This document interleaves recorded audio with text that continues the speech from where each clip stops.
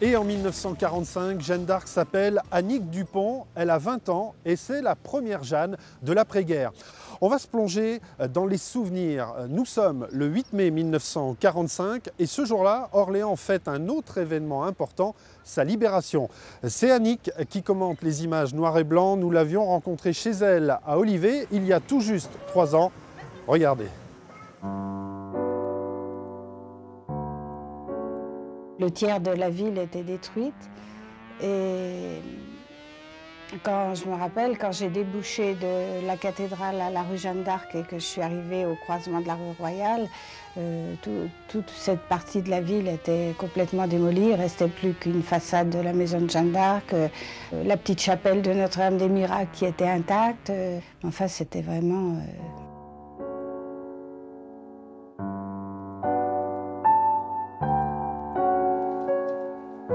Quelle image vous reste-t-il de ce 8 mai 1945? Il me reste en mémoire une journée inoubliable. Pendant la procession, vers 3 heures de l'après-midi, le canon a tonné, les cloches ont sonné. Donc c'était la liesse, la libération. Vous défilez ce jour-là dans une ville bombardée? Démolie complètement. Il y avait du monde autour de vous? Il y avait beaucoup de monde pour regarder le défilé. Et quand les cloches ont sonné, tous les hommes qui portaient des chapeaux à l'époque se découvraient. Tout le monde applaudissait. Enfin, c'était la libération doublement, puisqu'on avait eu les Allemands. Et les gens transposaient. Et donc, c'était inoubliable, ça.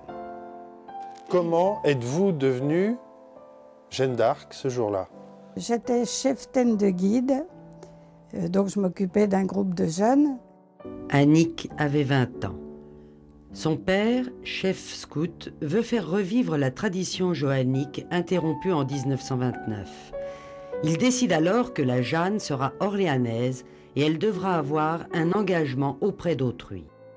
En 1929, il y a eu une Jeanne d'Arc pour sa centenaire qui a représenté Jeanne d'Arc en armure.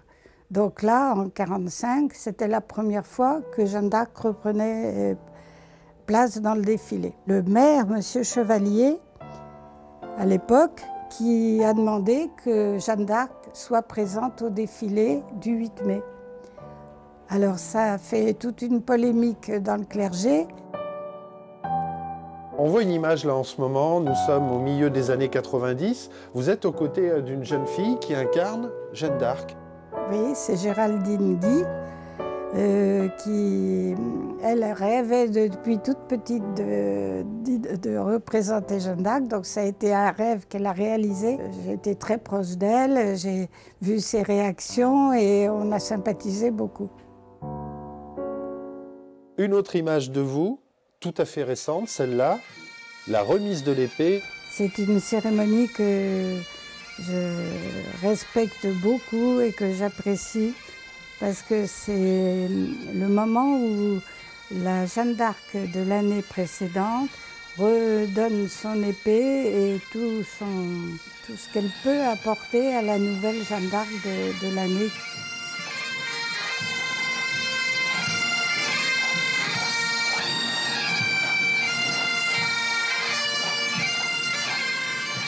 Ça vous paraît loin? Loin et proche à la fois, parce qu'il reste quelque chose de très présent dans le cœur et dans l'esprit. Et puis ça paraît très très loin dans le temps, quand on voit les gens qui y étaient, qui n'y sont plus. C'est très émouvant aussi. Merci beaucoup, Annick Dupont, d'avoir retrouvé la mémoire. Et nous, on se dit à bientôt.